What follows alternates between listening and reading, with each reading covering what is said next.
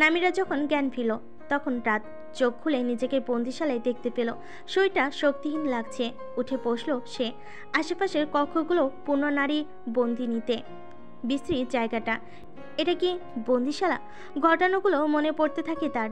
সকালে খাবার নিয়ে এসেছিল রাজকুমাররা। খাবার পরীক্ষা করতে বলে সে খাবারগুলো থেকে সামান্য কিছুটা খেয়েছিল। আর তারপর পরের কথা ভাবতে গিয়ে গা ছমছম করে ওঠে নামিরার। মুখে হাত দেয় সে। না, কোনো রক্ত তো নেই। চিন্তায় মাথা চাড়াতে ওঠে তার। খাবারে কি ছিল? বিষ। তার আনা খাবারে বিষ ছিল। তবে কি সে একজন অপরাধী হিসেবে গণ্য হয়েছে? রাজ পরিবারের কাউকে হত্যা চেষ্টার শাস্তি মৃত্যুদণ্ড। ভয়ে বক্ষস্থল কাঁপে নামিরার। তাকেও কি মৃত্যুদণ্ড দেওয়া হবে? কিন্তু সে তো কিছু করেনি। কার কারণে সে এমন সর্বনাশের মুখে পড়েছে? কি হবে এখন তার? এভাবে তার জীবন শেষ হয়ে যাবে? বাদামি চোখ জোড়া থেকে স্বচ্ছ জল গড়াতে শুরু করে। সংবাদ এসেছে শাহী ঈদ থেকে যে আক্রমণ সংঘটিত হয়েছিল তাতে অপ্রস্তুত সাহিলাম রাজ্য অনেক ক্ষয়ক্ষতির সম্মুখীন হয়েছে।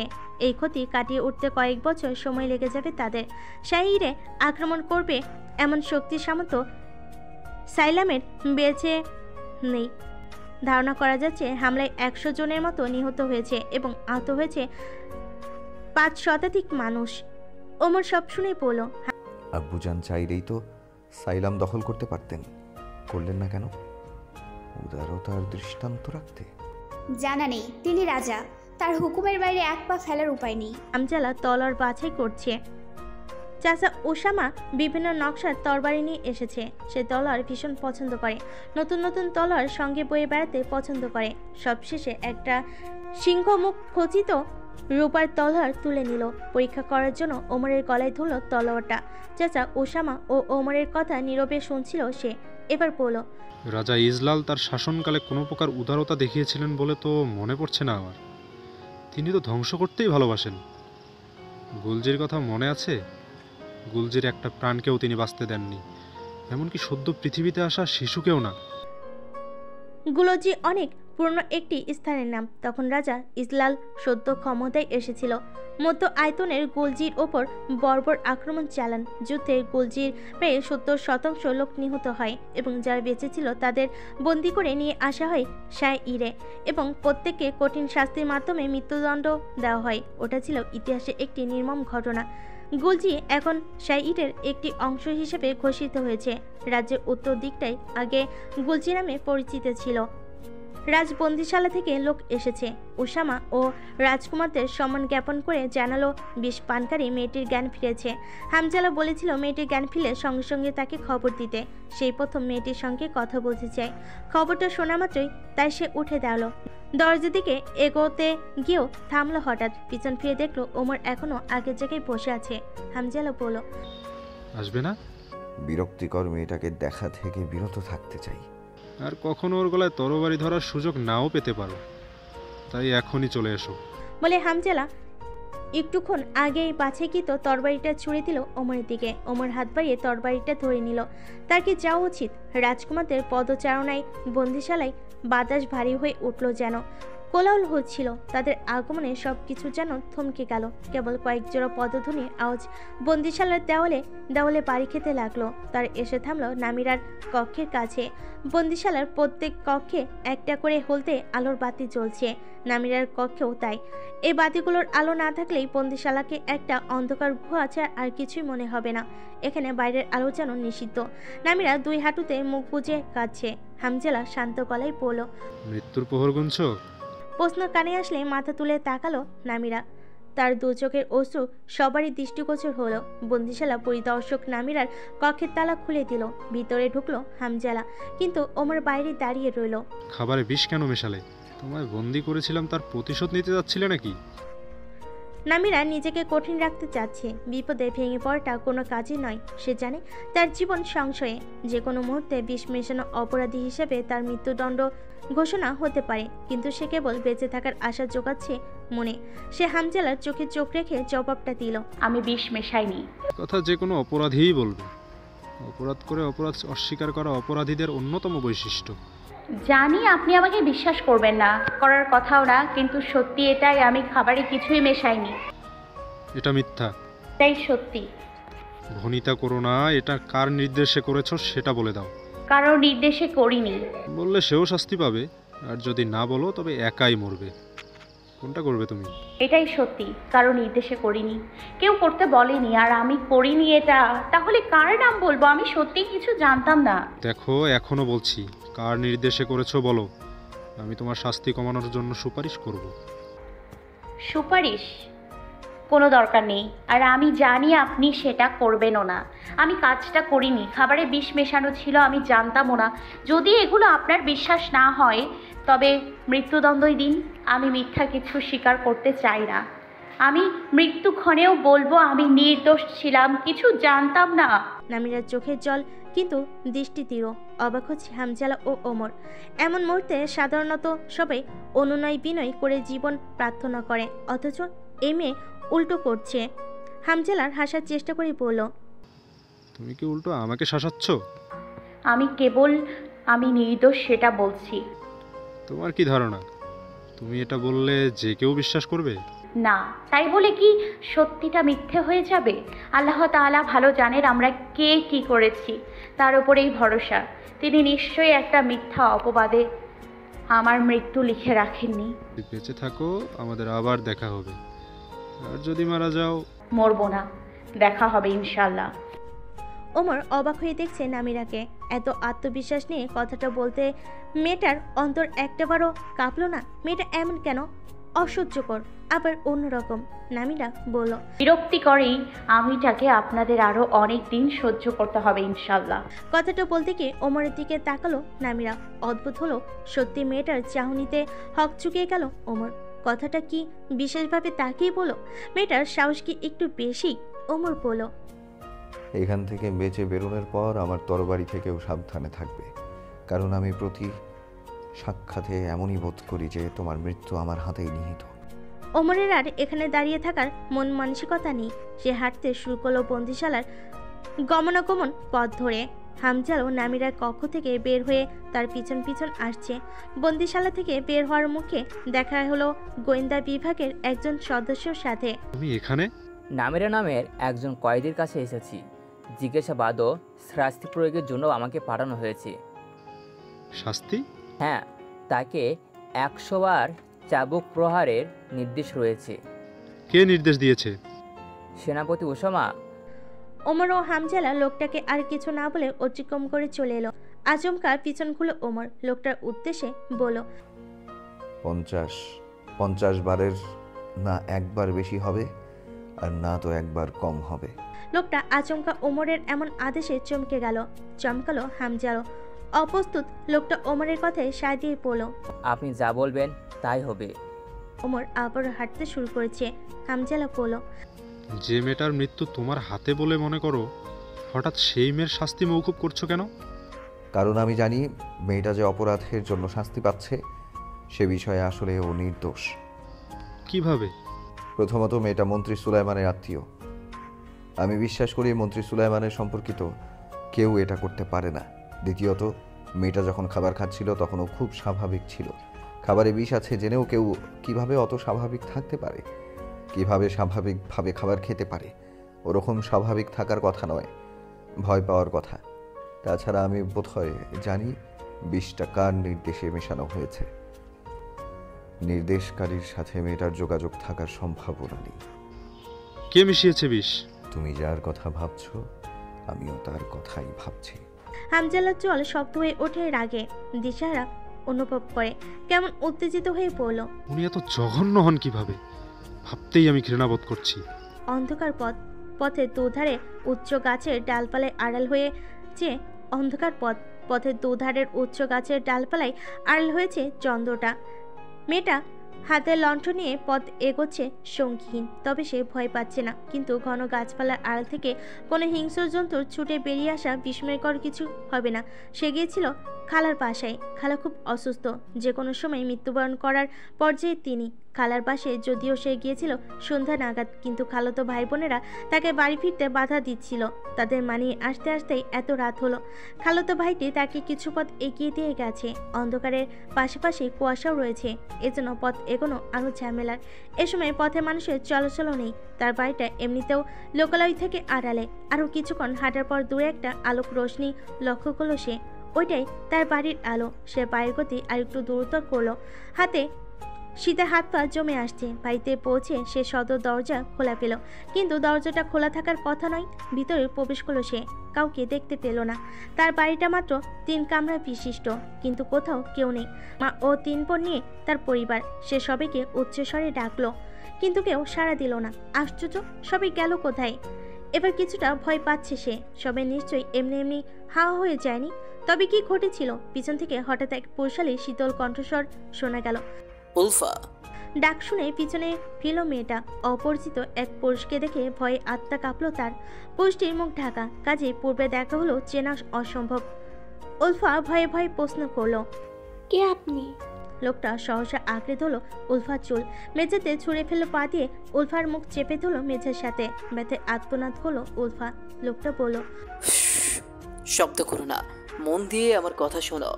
তোমার পরিবার আমার কাছে আছে, তোমার ওপরই ওদের বাঁচা মরা নির্ভর করছে। তুমি তো সামনের কর্মচারী, তাই না? উলফা হ্যাঁ সূচক শব্দ করলো। লোকটা বলল, রাজকুমারদের জন্য নিয়ে যাওয়া খাবারে বিষ ছিল, নিশ্চয়ই জানো। কে মিশিয়েছে ওই বিষ জানো? তুমি মিশিয়েছ। না, আমি মেশাইনি। হ্যাঁ, আমি জানি তুমি মেশাওনি, কিন্তু সবার কাছে তোমাকে এটাই বলতে হবে, বিষ তুমি মিশিয়েছ।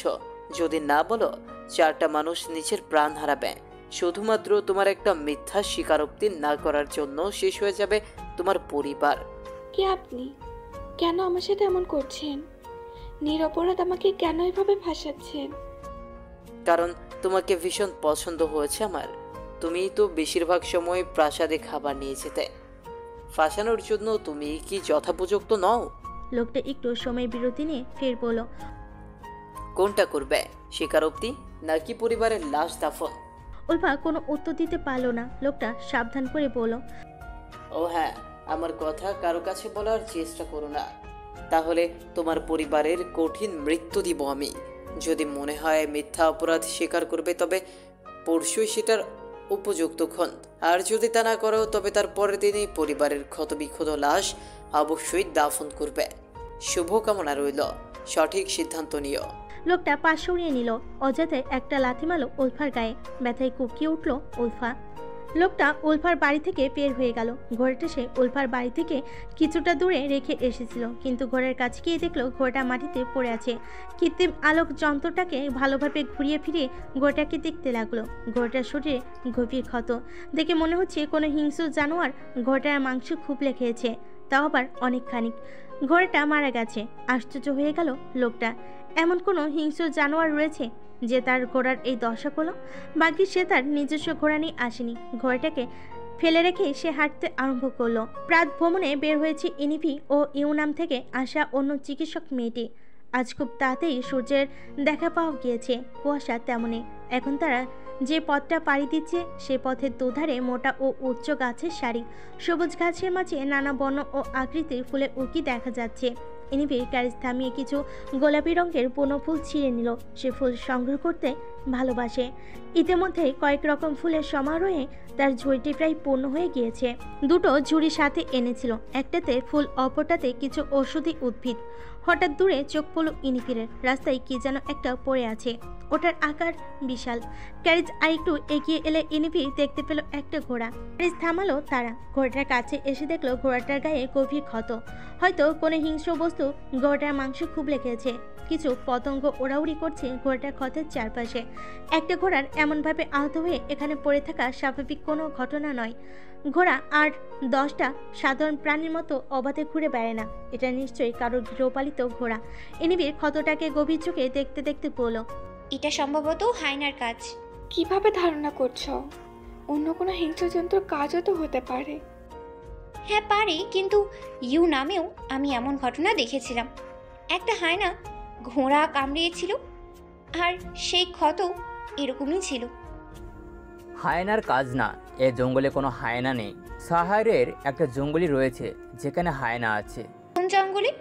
সাহারের উত্তর অঞ্চলে জঙ্গলটার অবস্থান।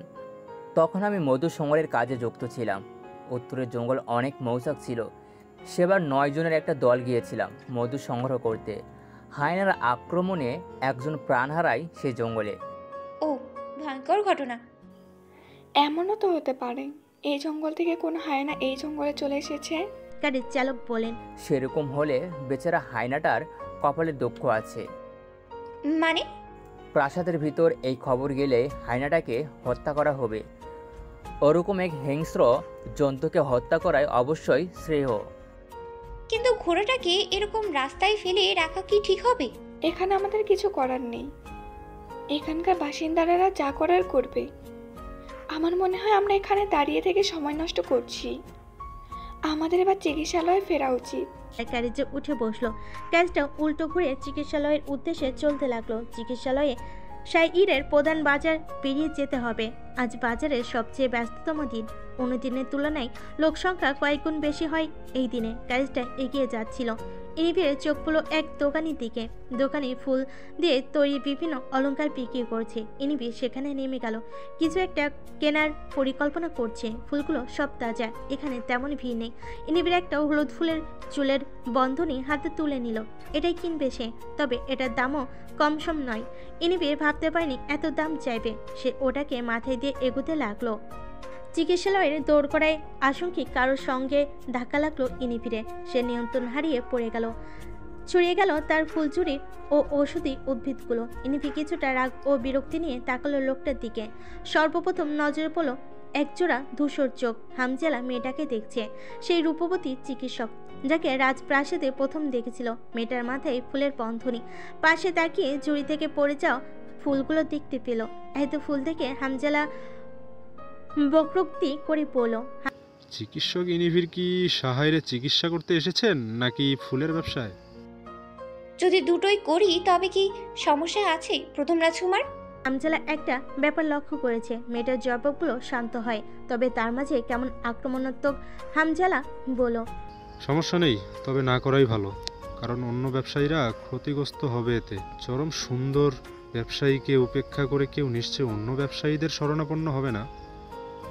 আমি চাই না বাইরে থেকে আসা একটা মেয়ে আমার রাজ্যের ব্যবসায়ীদের ক্ষতি করুক।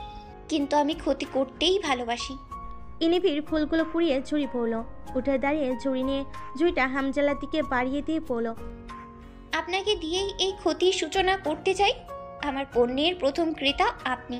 ধন্যবাদ চিকিৎসক ওরফে ফুল ব্যবসায়ী। এবার মূল্য প্রতিশোধ করুন। হামজালার সামনে এক হাত পাতল ইনিফির। রাজকুমারদের সবাই বিনামূল্যে সবকিছু দিয়েই খুশি থাকে, আপনারও তাই থাকা উচিত। বলে যাওয়ার জন্য পা বাড়ালো হামজালা, কিন্তু ইনিফি ছাড়বার পাত্র নয়। সে দৌড়ে হামজালার সামনে গিয়ে পথরোধ করলো। হামজালা রাগ প্রদর্শন করে বলল, রাজকুমারের পথ আটকিয়েছেন, এত সাহস? সরুন সামনে থেকে। আগে মূল্য প্রতিশোধ করুন। যদি না করি? আপনার প্রয়োজনে আমি আপনাকে কখনো চিকিৎসা প্রদান করব না। হ্যাঁ, দরকার নেই করার, আপনি ছাড়াও অনেক চিকিৎসক রয়েছে এখানে। বলে ইনিফির মাথার ফুলের বন্ধনটা টেনে খুলে নিল হামজালা। নির্বিকার ভঙ্গিতে এগিয়ে চলো। অতঃপর ইনিফি অস্পষ্ট স্বরে বলে উঠল, বিয়াদব। কিছু দূর গিয়ে থামলো হামজালা। ফুলের ঝুঁইটা ছুঁড়ে মারল ইনিফির দিকে। ঝুঁইটা ইনিফির পায়ের কাছে এসে পড়ল। হামজালা বলল, এসব জঙ্গলি ফুল রাজকুমারের হাতে শোভা পায় না, আপনার হাতেই শোভা পায়। বলে হেঁটে চলো রাগে। ইনিফিরের মুখ ভয়ঙ্কর রক্তিম হয়ে উঠল, চোখ দুটোতে হিংস্রতা। চল শক্ত করে বলো, তোমার এসব দম্ভ আমি আমার পায়ের কাছে এনে ফেলবো প্রথম রাজকুমার। আমি ইনভির, তুমি জানো না আমি কে। ইনিফির ফুলের ঝুড়িতে খুব জোর একটা লাথি মারল। ওটা উড়ে গিয়ে পড়লো খুব দূরে। একজন নাস্তা তৈরিকারীর উনুনের উপর থাকা গরম তেলের মাঝে। আলী এসেছে হামজালার নিবাসে। কোনো অপরাধ করে বন্দি থাকতে আসেনি, এসেছে নামিরার জন্য সুপারিশ করতে। হামজালা ও ওমরের সঙ্গে ভালো সম্পর্ক তার। তারা রাজকুমার ও সে মন্ত্রীর ছেলে হওয়ার সবার সম্মুখে তাদের সম্পর্কটা অত খোলাখুলিভাবে প্রকাশ পায় না, কিন্তু তাদের মাঝে খুব ভালো সম্পর্ক বিদ্যমান। হামজালার নিবাসে ওমরও রয়েছে। আলী সবাইকে খবর দিয়ে এনেছে এখানে। সে একান্তে কথা বলতে চায় তাদের সাথে। এজন্য তারা যে কক্ষটায় অবস্থান করছে সেখানে কেবল তার তিনজনই উপস্থিত রয়েছে। আলী বলল, আমি শতভাগ নিশ্চয়তা দিয়ে বলছি এই কাজটা নামিরা করেনি। আপনারা দুজন আমার সহায় হন দয়া করে। নামিরা তো খাবার নিয়ে রাজপ্রাসাদেও যেতে চায়নি, আমি ওকে পাঠিয়েছিলাম। হ্যাঁ, বিশ্বাস করুন, ও যেতে চায়নি, আমি ওকে জোর করে পাঠিয়েছিলাম। তাহলে কি বিষ তুমি মিশিয়েছিলে? মেশাইনি, কিন্তু আমারই মেশানো উচিত ছিল বোধ হয়। আলীর কথা শুনে হাসলো ওমর। হামজালা বলল, তুমি মেয়েটাকে নিয়ে এত ভাবছো কেন? ব্যাপারটা স্বাভাবিক লাগছে না আলী। দেখুন, শত হলেও আমার মামাতো বোন, আমি ওর ভাই। ভাই হয়ে কি করে বোনের বিপদে চুপচাপ দেখে যাব? আর ও যেহেতু আমার বোন হয়, তাই বলতে গেলেও আপনাদেরও বোন। নিজেদের বোনের বিপদ কিভাবে দেখছেন আপনারা? আপনাদের কি মনুষ্যত্ব নেই? আজে বাজে কথা বলা বন্ধ করো আলী। তোমার মামাতো বোনের জন্য কিছু করার নেই আমাদের। আলীকে দেখে মনে হচ্ছে সে এবার কেঁদে ফেলবে। অতি করুণ গলায় সে বলল, দয়া করে একটু সহায় হন ভাই ওমর। আপনাদের অনেক কিছু করার আছে, আপনারা অনেক ক্ষমতাধর। আপনারা নামিরাকে মুক্ত করে দিতে বললে রাজা নিশ্চয়ই বিরোধিতা করবে না। ওকে মুক্তি দিন দয়া করে। ওর এই পরিস্থিতির জন্য নিজেকে দোষী মনে হচ্ছে আমার। আমি কেন পাঠিয়েছিলাম ওকে? ওর কিছু হলে আব্বুজান আমাকেও মেরে ফেলবে। বিশ্বাস করুন, ও কিছু করেনি, ও নির্দোষ। চিন্তা করো না, তোমার মামাতো বোন মরবে না। তার মানে আপনি ওর জন্য সুপারিশ করবেন? ওমরের নাসূচক উক্তিতে আলীর মুখে আবার আধার ঘনায়। ওমর বলল, তোমার বোন খুব আত্মবিশ্বাসের সঙ্গে বলেছিল সে মরবে না। দেখা যাক কি করে বেঁচে থাকে। আপনারা এত নিষ্ঠুর কেন?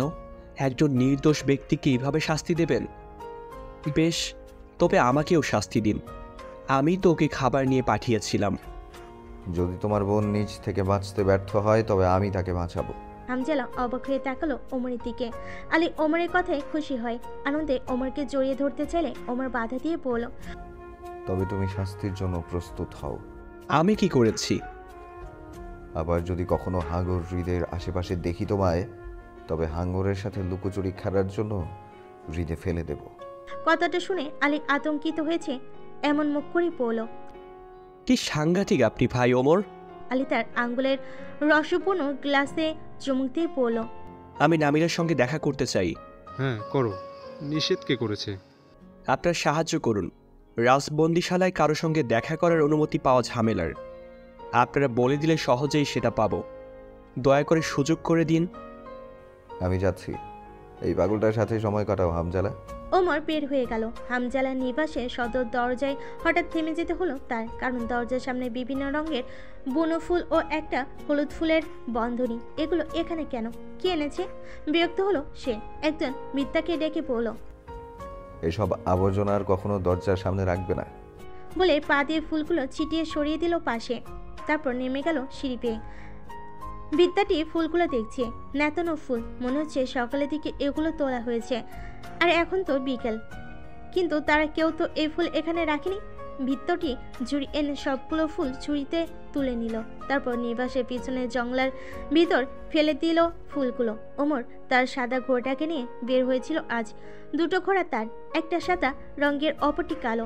কালো ঘোড়াটাকে নিয়ে বেশি যাতায়াত করে সে। হামজালারও তার ঘোড়ার মতো দেখতে দুটো ঘোড়া রয়েছে। ঘোড়া নিয়ে এসে এগোচ্ছে প্রাসাদের দিকে, কিন্তু প্রাসাদের প্রবেশদ্বারের কাছে এসে থামতে হলো তাকে। রাজা বেরোচ্ছেন বাইরে। প্রবেশদ্বার অতিক্রম করা হলেই বাইরে ওমরের সঙ্গে দৃষ্টি বিনিময় হলো। ওমর দৃষ্টি সরিয়ে নিল।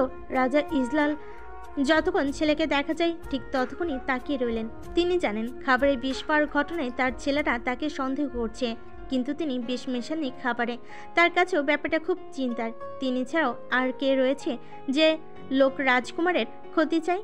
বিষয়টা আসলেই তাকে ভাবাচ্ছে। শামিউনের কর্মচারীদের বাড়ি তল্লাশি শুরু হয়েছে। এই পর্যন্ত 5 জনের বাড়ি তল্লাশি করা হয়েছে। ষষ্ঠবারে তল্লাশি চালানো হলো উলফার বাড়িতে, আর সেখান থেকে উদ্ধার হলো বিষের শিশি। সেই বিষের শিশি যে বিষ খাবারে ছিল।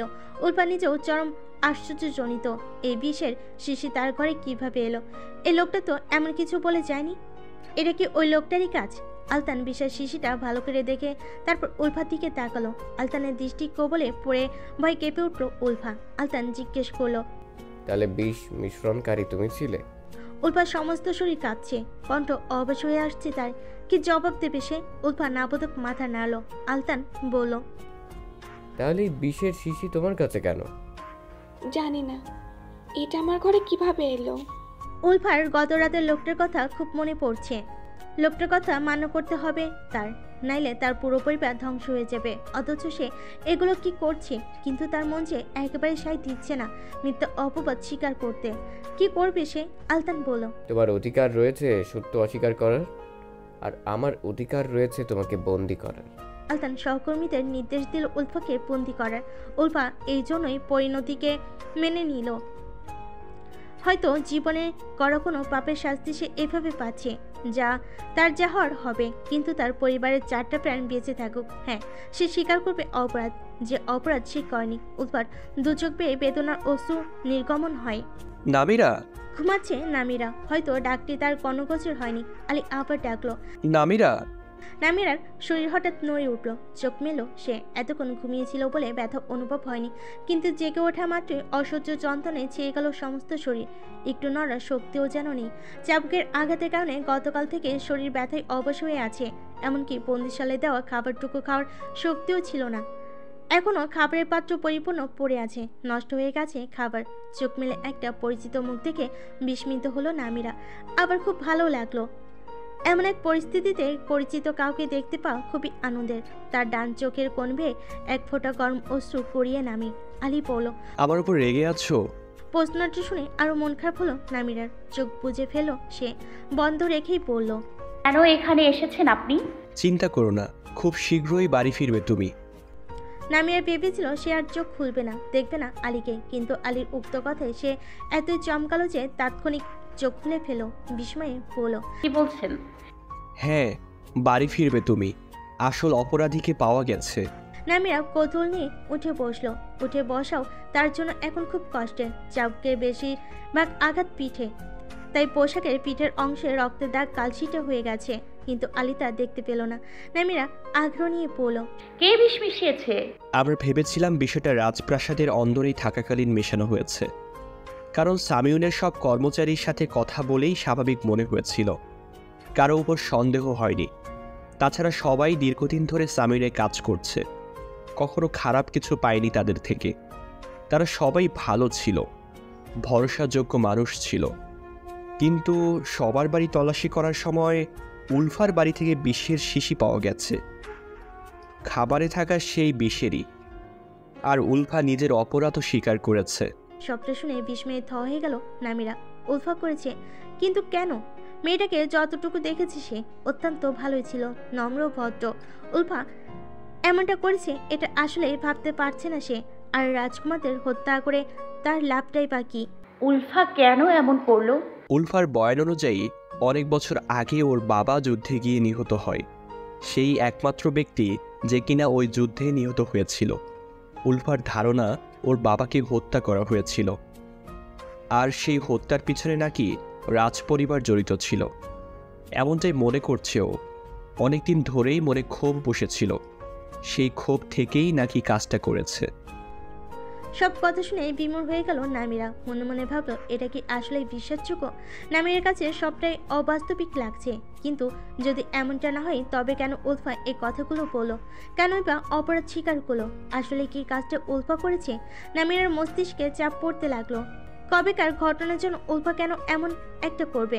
নামিরার মস্তিষ্কে হঠাৎ ভয়াবহ একটা চিন্তা আসলো। সে সন্ধিয়ান দৃষ্টিতে তাকালো আলীর দিকে, বলো, উলফা কি আসলেই এটা করেছে, নাকি অন্য কেউ ওকে বাধ্য করেছে স্বীকার করতে?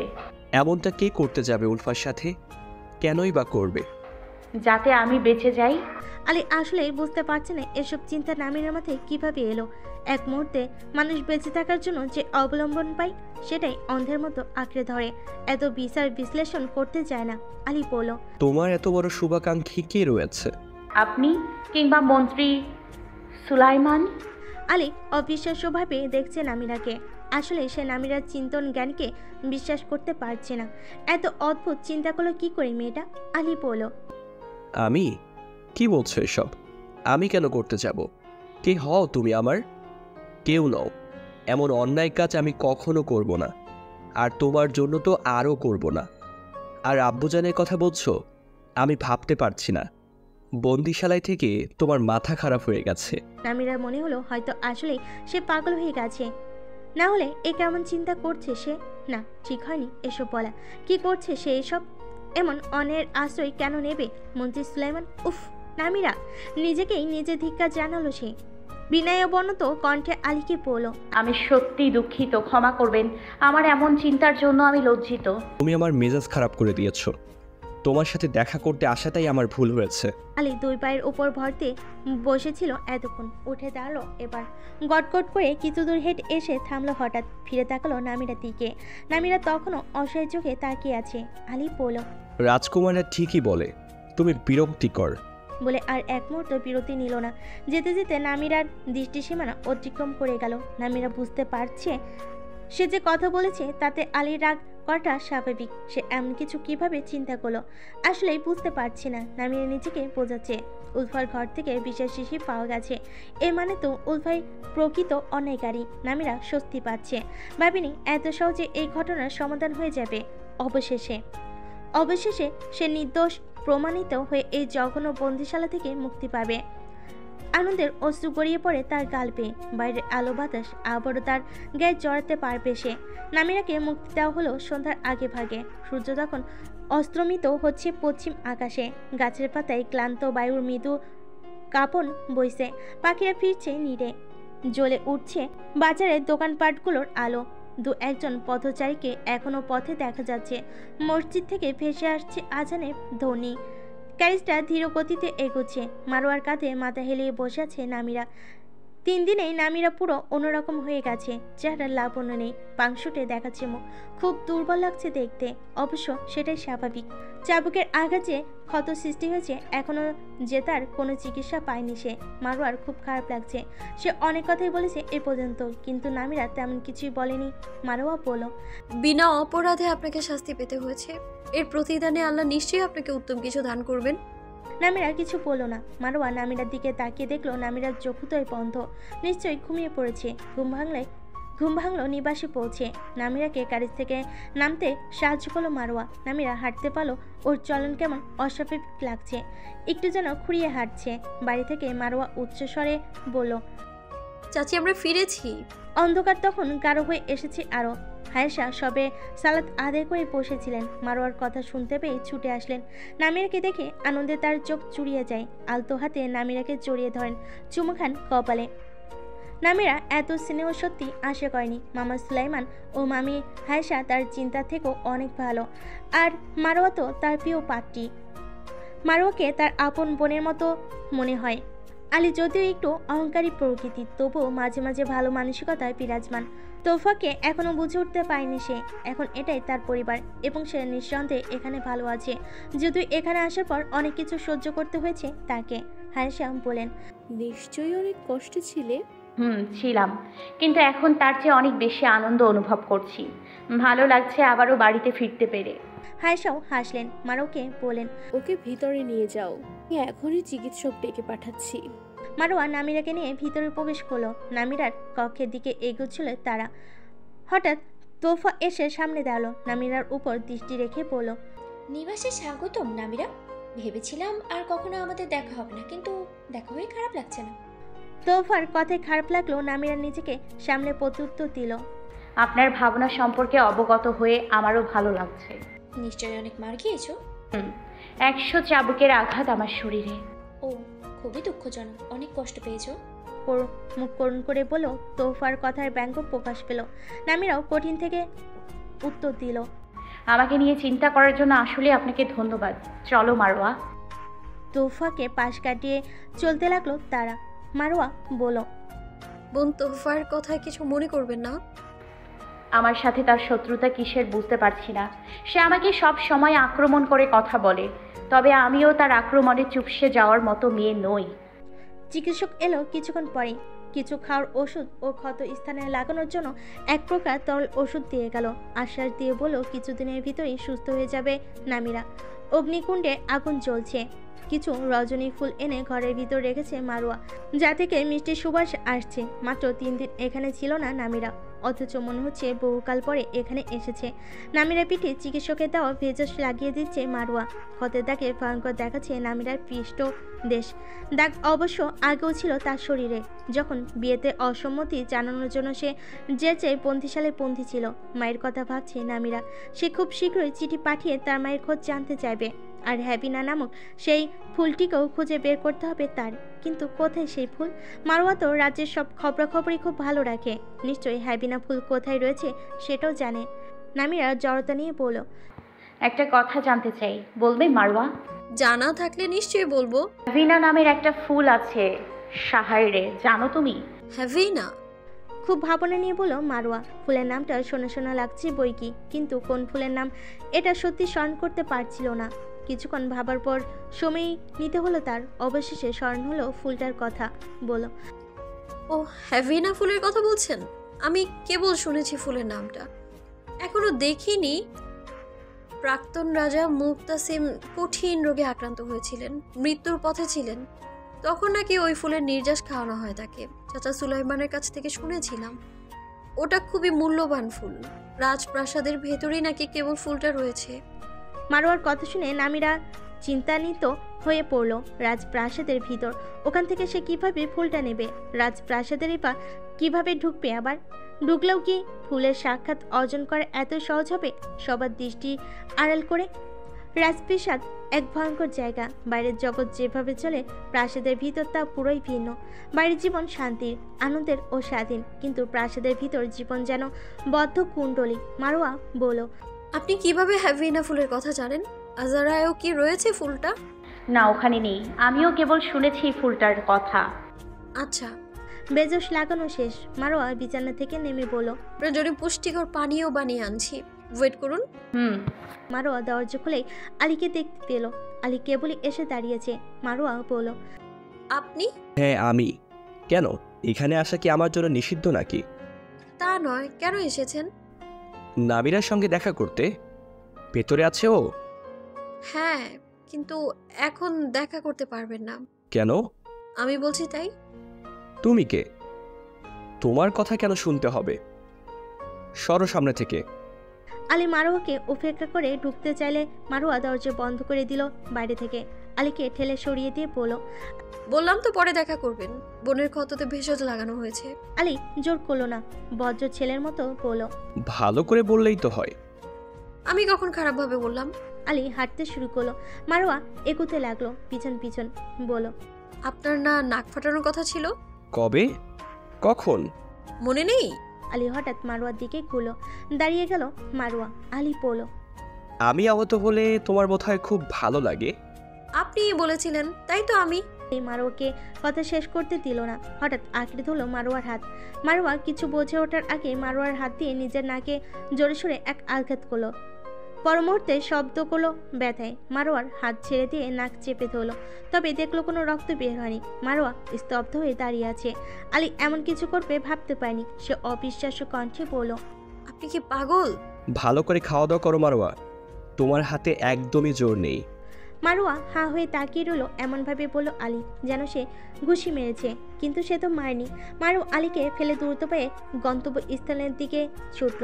কুয়াশা তখনও ভালোভাবে কাটেনি, ফোটেনি সূর্যের আলো। কৃষক দল এখনও ছুটতে শুরু করেছে ফসলের ক্ষেতে, সবজি সংগ্রহ করার উদ্দেশ্যে। সালেহ নামের লোকটিও যাচ্ছিল। তাকে রাজপ্রাসাদের সম্মুখ পাড়ি দিয়ে যেতে হয়। বাড়ি থেকে তার চাষের জমি দূরে। কনকনে শীতে বৃহত্তকায় এক শূন্য ঝুড়ি সঙ্গে নিয়ে এগোচ্ছে সে। রাস্তা পার হওয়ার সময় পদ্ম সরোবরে চোখ পড়া স্বাভাবিক ব্যাপার, বরং চোখ না পড়াটাই অস্বাভাবিক। স্বাভাবিক নিয়মে সালেহ লোকটির দৃষ্টি পদ্ম সরোবরের দিকে গেল।